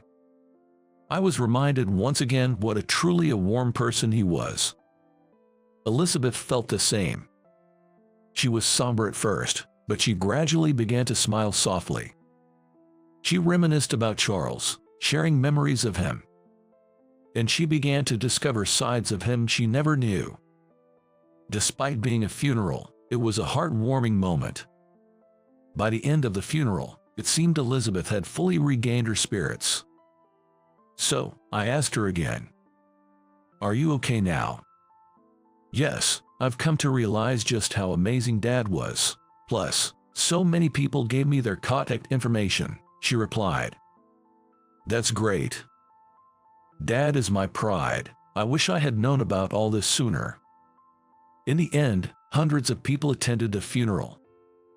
Given his media presence, I had expected a large turnout, but the actual number exceeded my expectations.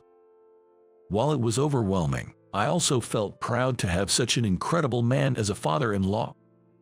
Though there were unexpected moments, the funeral went smoothly. I was relieved that everything was over without any issues. The biggest gain was that my wife, who had been downcast, now took pride in her father and looked forward.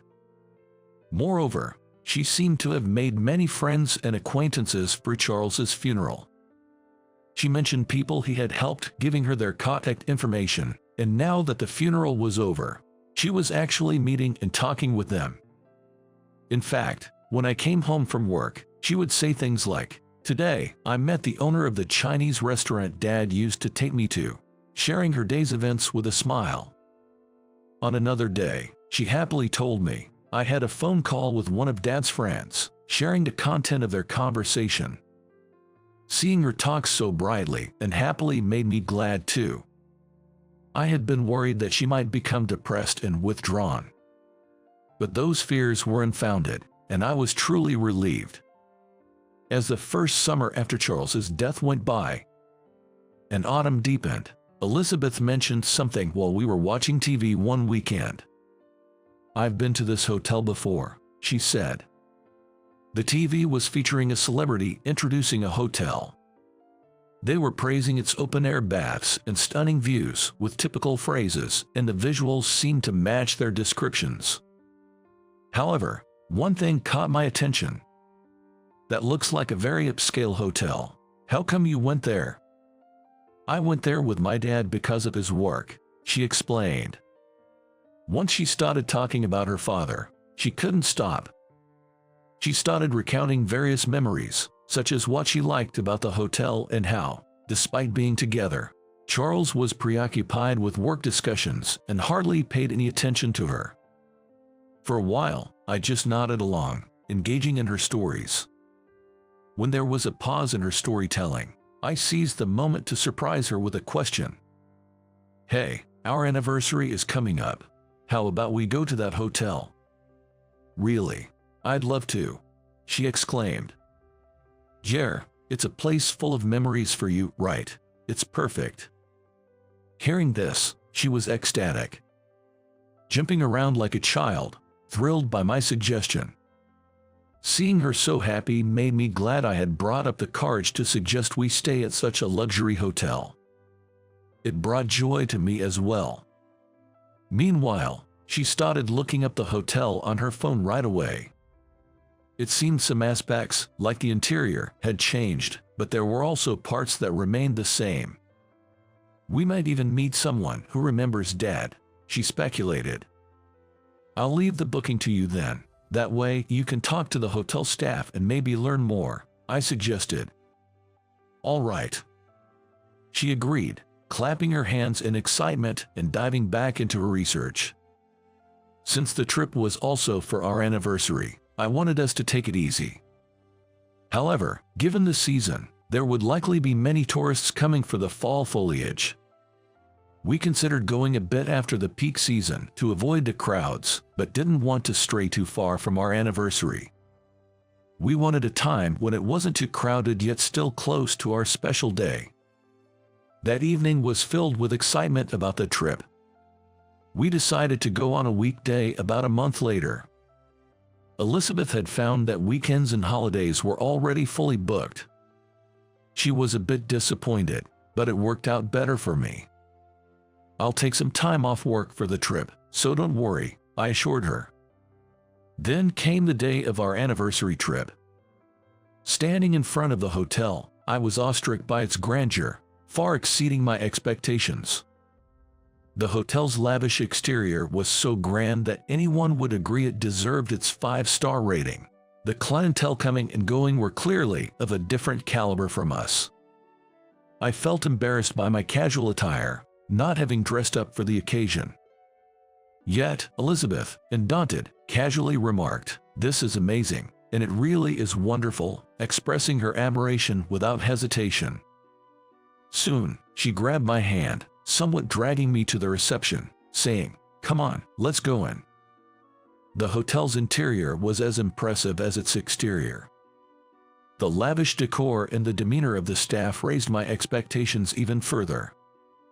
If the entrance is this grand, what will the rooms be like? I wondered, my heart racing with anticipation. Contrary to my nervousness, Elizabeth was calm, approaching the reception desk to speak with a staff member. Shortly after, she gestured for me to come over in a panicked manner.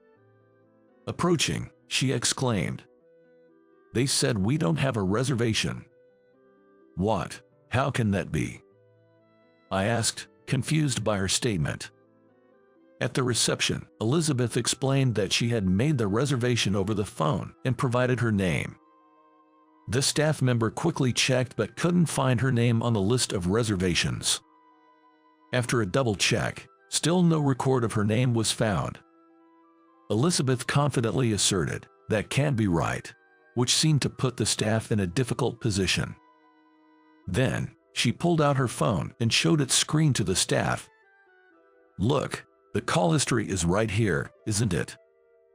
Upon seeing this, the staff's complexion visibly changed, and they suddenly started to panic. "Excuse me for a moment," they said, before hastily retreating to the back of the reception counter, only to return shortly after in a fluster. My apologies. It seems there was a mistake on our part. The staff then began to explain the reason for the missing reservation. It seems that this hotel handles reservation calls and computer entries separately. In other words, there seems to be a person dedicated to handling calls and another for administrative tasks.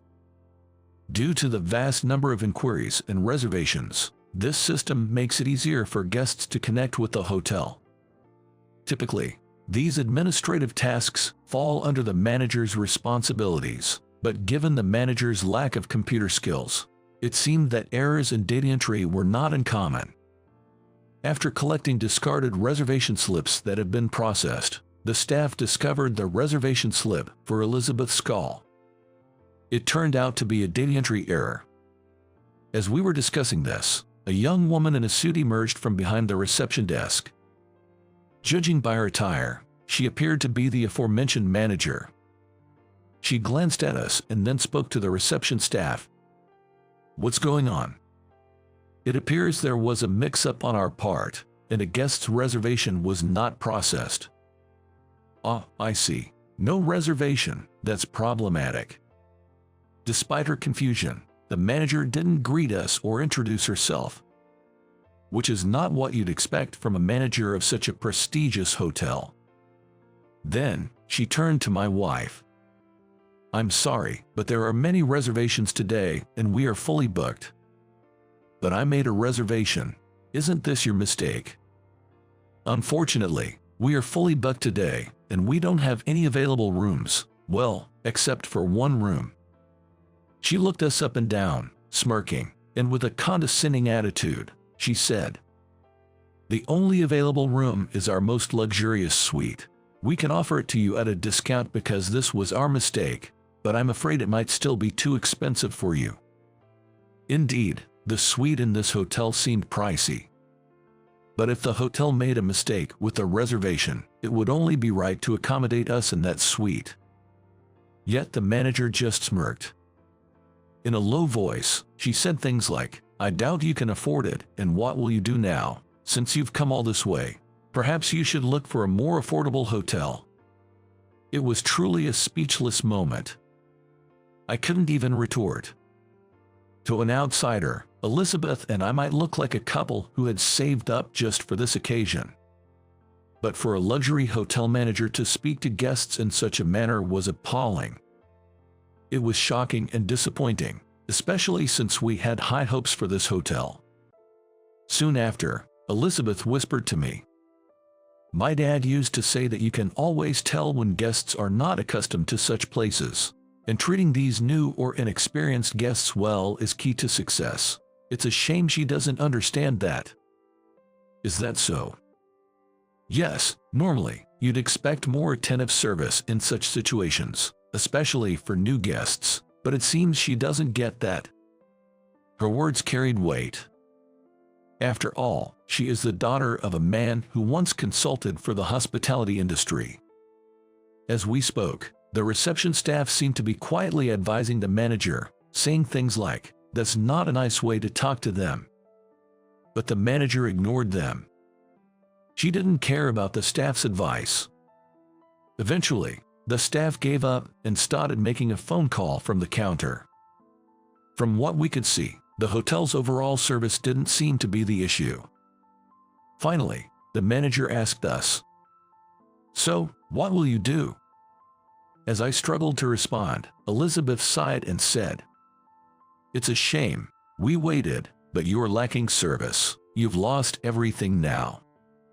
The manager frowned at Elizabeth's words, not understanding what she meant, nor attempting to. That's when an older gentleman appeared and approached us. Then turned to the manager and said, "What did you say to these customers?" Well, I didn't mean." The manager became flustered all of a sudden. Sweating and turning pale, he averted his gaze. The elder gentleman then dismissed the manager, saying, "That's enough. You can step back now." Afterward, he apologized to us. "I'm terribly sorry for the oversight on our part." As the elder man was speaking, my wife let out a small "oh." Hearing this, the elder man stared intently at her face. Then, he hesitantly asked her, "Excuse me, but are you by any chance Charles's daughter?" "Yes, you are James, aren't you?" "I am James. It's been a long time. I was looking forward to meeting you. How have you been?" With a smile, James then apologized to us for the manager's behavior and the reservation error. "Since it was our mistake, and considering you are Charles's daughter and her husband, please feel free to stay for 2 or 3 nights, as you wish." Saying this, the elder gentleman began to inquire with the reception staff which rooms are available. Taking this opportunity, I asked Elizabeth about the elder man's identity. "Who is he?" "James owns this hotel." "Really?" "Yes, I met James when I was little. He was a friend of my father." "Is that so?" "Actually, I only found out that James was the owner when I was researching the hotel. When I called to make the reservation, he happened to answer the phone. We ended up talking about old times besides just the reservation." I was astonished. I was surprised not only that she knew such an influential person, but also that he was willing to offer us an extended stay just because we were related to Charles. I had newfound respect for Charles's greatness. After a short while, James, who had been talking with the reception staff, came back to us. Once again, he deeply apologized.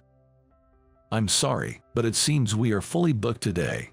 However, the suite is available, and since it was designed by Charles, why not stay in the suite?" "Is that all right? I only booked a standard room." "Don't worry about it. It's a special occasion. Let me show you to your room." As we were being led to the suite, I decided to ask Elizabeth about the suite her father had designed. "You mentioned earlier that your father was involved in designing the suite." "Yes, remember I told you about visiting this hotel when I was watching TV. When my father was commissioned to design the suite, I came with him." By the time we finished our conversation, we had arrived at the suite. It was indeed a luxurious suite, just as the manager had mentioned. The interior was top-notch, and the view of the garden through the large glass windows was breathtaking. From the back room, we could walk directly into the well-maintained courtyard. The atmosphere was serene and relaxing. Because I was Charles's son-in-law, we were offered to stay in this room for free. It was James's way of expressing his gratitude to Charles. Initially, Elizabeth was hesitant, but James insisted, saying it was the least he could do since he couldn't attend a funeral. We thoroughly enjoyed our stay. We took a dip in the open-air bath and strolled through the courtyard. We dined at a buffet-style restaurant and cherished our time together. The manager's rude behavior soon faded from our minds. Before we knew it, it was time to check out. As we were packing up and heading to the reception, James was there waiting for us. "I'd like to have a word with you, if you could please come to the drawing room." We were then led to the drawing room. Shortly after, one of the staff brought us tea. Once the staff member had left the drawing room, James began to speak. "I'm truly sorry for what happened. I never imagined that Charles's daughter would be treated in such a manner." "Please, there's no need to apologize," Elizabeth interjected. James slowly turned to us and began to share the situation in bits and pieces. Originally, James's wife was the general manager of the hotel. However, as she aged and it became physically demanding, they decided to pass on the role to a successor. The new manager was the wife of James's son, initially a staff member at the hotel. Transitioning from a staff position to manager apparently inflated her attitude. Gradually becoming more arrogant, she started treating other staff members and eventually the guests with disdain, leading to frequent complaints. Lately, complaints from the staff were increasing, and James was contemplating taking action. This incident particularly affected him, and he was reprimanded by his son as well. The manager seemed subdued, starting from scratch with her managerial training. She's now working behind the scenes, doing the same tasks as new employees and voluntarily cleaning. I felt a bit sorry for her as the son's wife, but hearing that she might be reflecting on her actions was somewhat comforting. Anyways, putting that aside, I truly regret not attending Charles's funeral. It was our busy season. James expressed. It's okay. I can see how much you remember and care for my father. Elizabeth replied with a smile. She shared that her father and James became acquainted during a period similar to this one, when customer service was being neglected. Despite decreasing patronage, James was the only one concerned about the declining service standards. Upon learning that Charles was a consultant, James immediately sought his advice. From him, James learned the very basics of customer service and passed this knowledge to all staff, which eventually helped regain the hotel's reputation as a luxury establishment. In the end, James apologized to us repeatedly until we left. He also kept saying thank you over and over again. Elizabeth must feel a deep sense of loss for her beloved father's early departure. It's evident from her tears whenever his story is told. But even in his absence, his legacy lives on through those who cherish his principles, spreading his influence far and wide. This brought joy to Elizabeth. A year later, during a visit to Charles's grave, I silently watched Elizabeth. Being with her, I feel such happiness. Perhaps it's because she is your daughter, inheriting your way of life. I reflected on my days with Elizabeth, sharing these thoughts with Charles.